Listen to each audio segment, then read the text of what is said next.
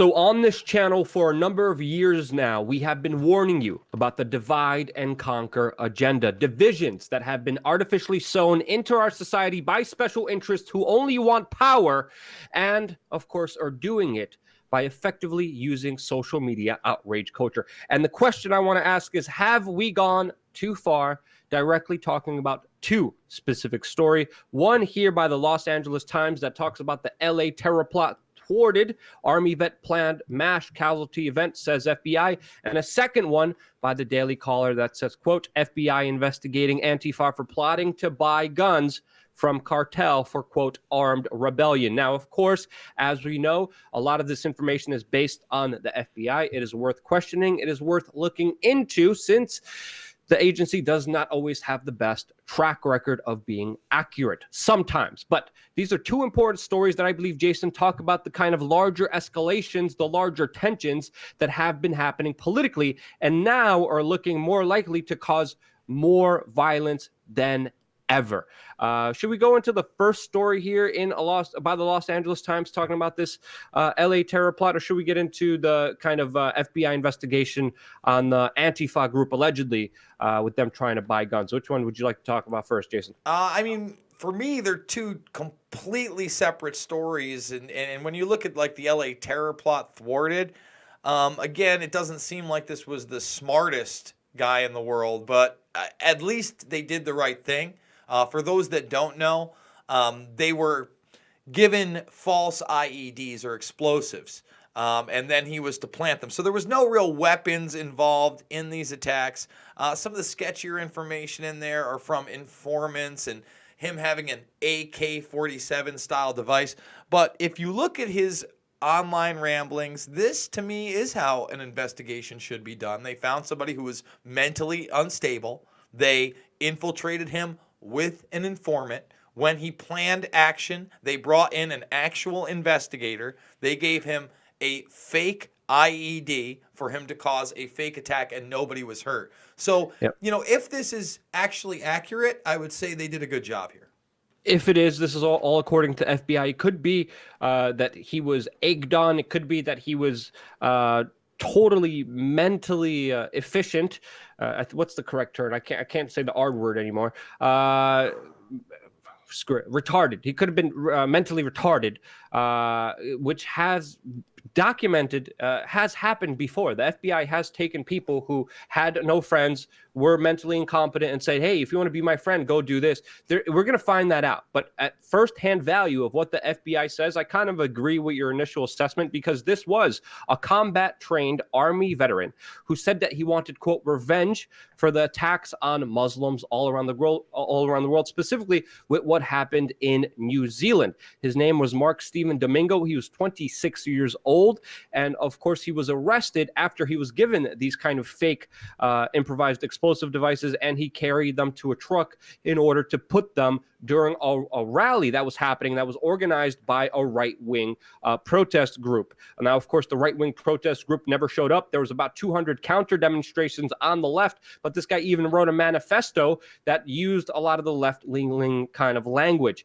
But this is kind of scary to think about, that there's actual individuals like this. But I kind of do have to consider that this guy wasn't capable of doing this on his own, since according to even the Los Angeles Times article, according to the criminal complaint, he couldn't even get a pressure cooker himself, something that people could pretty easily buy.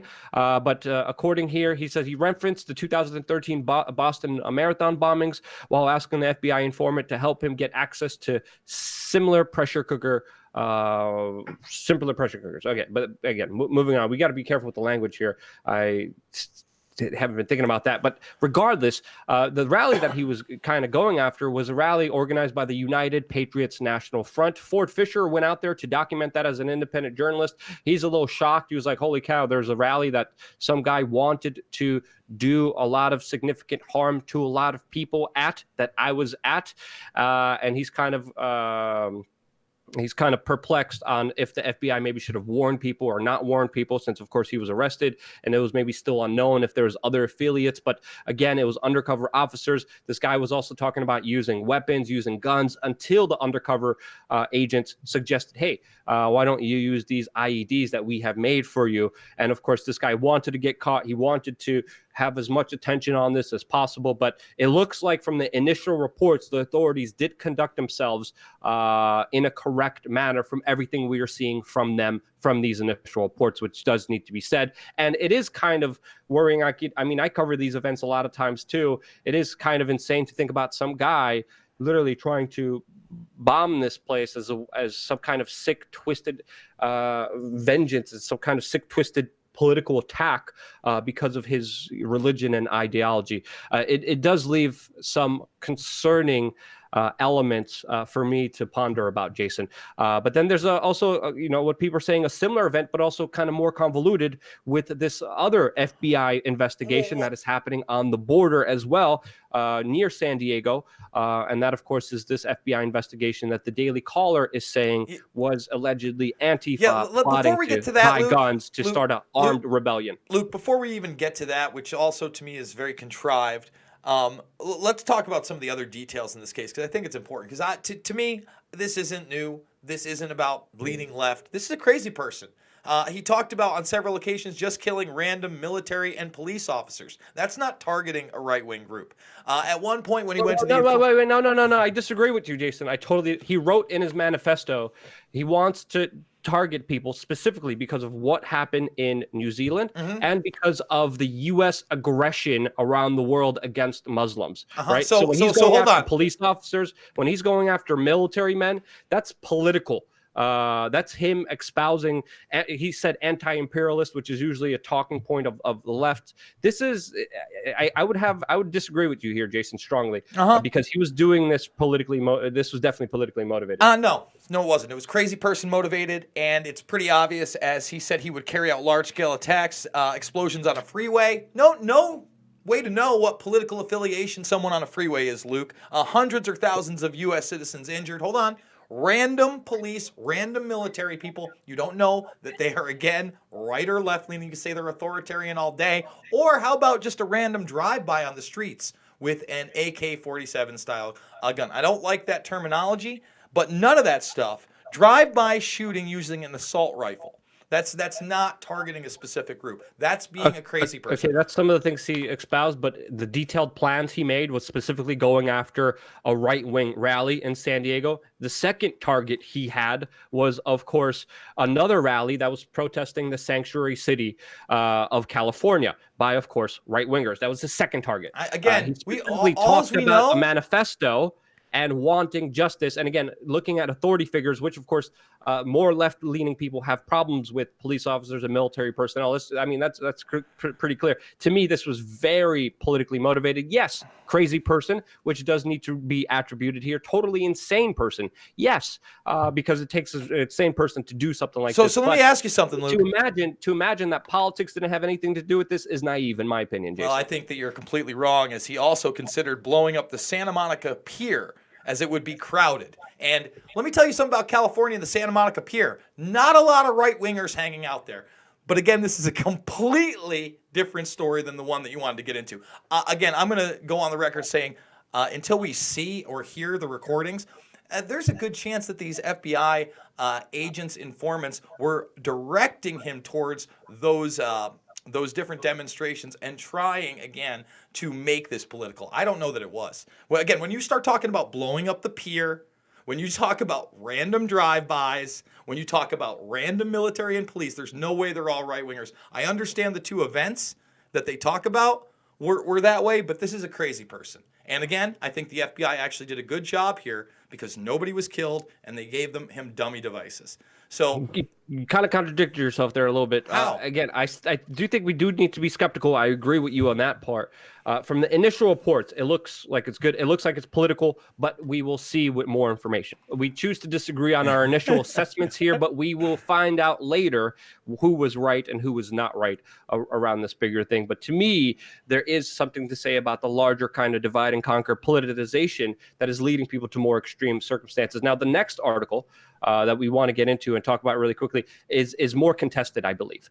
This guy, it has Cobra Commander in there. The Daily Caller and other right-wingers are running with this, saying it's Antifa, but the story is a lot more convoluted here, and there's even a less clearer picture than the previous story that we covered. Yeah, Right? and you know what? To me, the bigger story in this isn't so much that supposedly Antifa was working with the cartel to bring weapons up through the caravan and on the border. I think the larger story here is the mass surveillance of activists, attorneys, and the press. Because we'd actually done a previous story about an FBI piece of paper, but they have a different report. And it's law enforcement sensitive, but it's unclassified. And they said it had a lot more of these names in it. Now, let's go over what this story here, in other words, how it's being framed on the Daily Caller. They're framing that this report shows that this man, Cobra Commander, I believe his name is Ivan Rebling. Now, admittedly, he has many aliases. He does not claim to be a part of the cartel or working with the other individual whose last name is Duke. Now, this person is an admitted activist, helped the caravan and the migrants come through. They're saying, even though they didn't charge anybody, that there was evidence leading that Duke and him had conspired to bring guns up to start some kind of conflict on the border. Now, both of them are saying that's utterly ridiculous.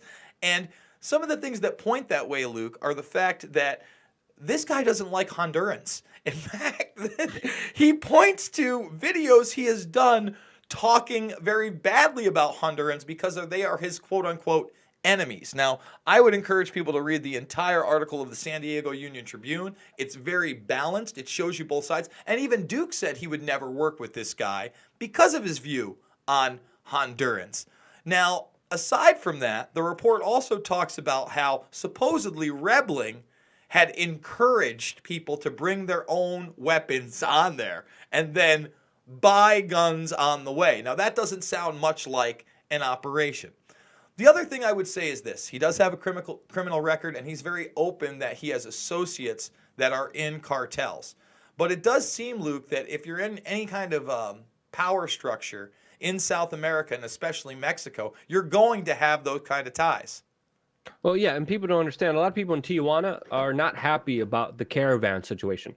There's some people that do help them, but it's hurting a lot of local businesses. So it doesn't surprise me that Cobra Commander, as they call it, what kind of name is that? I can't believe there's a Cobra Commander right now talking to the San Diego Union Tribune. That did a good job because people are contesting these official assessments by the FBI, which, by the way, has these documents, and they're giving these documents to local law enforcement in the United States and in Mexico, talking about this alleged plot. The San Diego Union Tribune was able to get these documents, and that's what they're reporting on. And this is also a story interconnected with how Border Patrol was allegedly targeting journalists, lawyers, and other activists, spying on them when they were crossing into the Mexican border and back into the United States, which is also an important connection here that a lot of people need to understand when it comes to connecting a lot of the dots here that are happening here. But again, contested story. I wouldn't run it as fact. It's just an investigation. It's being contested by the actual individuals mentioned in there. But what's the larger kind of takeaway that you take from this, Jason? Well, you just discussed that document, right, where you had activists. He is an instigator in those documents. That's what they have him on. They don't have him as a cartel member per se. They, again, keep trying to use language and semantics to associate him with them, but he's not denying that. One of his charges from 1997, that is 26 years ago, was trying to run 9 or 10 pounds of marijuana into the United States. That to me is almost nothing at this point. I mean, if that's what they got on him 26 years ago. However, there also is a conviction, and again, this should show that this guy has connections, of kidnapping and armed robbery, where he got 48 months, but then was given clemency by the Mexican government. So obviously this guy Rebling has connections. I wouldn't put it past him to do something dirty, but from what they've talked about in this report, which they didn't release, by the way, they were given it to them by a person based on anonymity, and they promised not to publish the entire thing because it was ongoing. But from what I'm reading in here, there's a lot of shenanigans. I'm not a pro-migrant caravan guy, but to say that this was some kind of an Antifa plot that's for sure to smuggle weapons onto the border to create unrest, I think is sensationalism. And it's actually used to be talking points on those favorite radio shows that everybody listens to, the Limbaughs of the world, the Joneses of the world, to rile people up about the border wall. And I do believe, I actually agree with you on some senses here, because if there was something concrete, I think the feds would have jumped on it. I think they would have done something concrete about it, hopefully. But then again, it's hard to believe kind of larger government institutions that sometimes don't tell the truth, which is another aspect that we need to understand here. But at face value, it doesn't really make sense to me, since usually people don't go to Mexico to buy guns. Usually people go to the United States to buy guns. The drugs usually come from Mexico. Guns usually come down from the United States. That's usually how things roll. So just on just that assessment, could there be some crazy person talking about some crazy ideas, or off the, or just loosely being stupid, or just even someone mentally deranged having these ideas? Sure, I think that's a possibility. But overall, I think we're looking at three possibilities here that I would love to entertain more in the comment section. One, the feds are lying and they're manipulating all this. Two, the feds are doing a great job stopping a lot of this from happening and they're not going overboard. Three, question everything. The truth is somewhere in the middle. Where do you guys line up on those specific assessments? I had another one I wanted to make up here, but I totally just lost it. But I think those three assessments are fair, Jason, to get people's point of view. 1, 2, or 3. Let me know what you guys think in the comment section below. Well, any assessments you want to put out there, and you want to close it off here, Jason? Yeah, again, I think they're two very different cases. I think that law enforcement is here for a purpose. I don't think that they're always the greatest. I think that FBI agents, CIA agents, NSA agents often distort the truth, often lie, and often manipulate public opinion. I also think that media outlets get a lot of this information and they manipulate it based on their agendas and their audience. So again, in the first case, it does look like you had some kind of a psychopath, one way or the other. I don't know how much of that was contrived, how much was pushed by the supposed informant and then the investigator. Only time will tell. Again, you talked about numerous instances where they had mentally ill people. You can talk about what happened in Newburgh, New York, where they tried to play the FBI agent, had no way they were going to actually carry out terror attacks. They just wanted money because they were poor people that were targeted. They weren't radical Muslims at all. In the second case, however, I think there are a lot of shenanigans. You got a lot of power players in here. You look at Ivan Rebling. Again, he's got all sorts of aliases. It seems like he is a target. Whether or not he did what they said he did, I'm very suspicious. The same with Duke, somebody who is associated with a lot of these activist groups, associated with Antifa. But again, to say this is an Antifa plot, that's for headlines. So folks, if you want the straight skinny and not always agreeing all the time, because we had a little bit of a heated back and forth in there, please That's fine. subscribe. Yeah, it's good. We need that. No, I agree. I agree. And I mean, we were kind of going back and forth on it a little bit beforehand.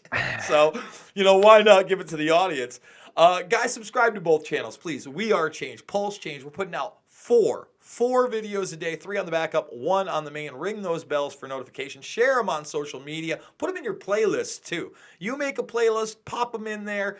It helps so much. You have no idea. Our presence on social media, especially on things like Facebook and Twitter, just does not get the traction it should for the numbers we have. So we need all the help we can. Guys, thank you so much. And remember to be the change you want to see in the world.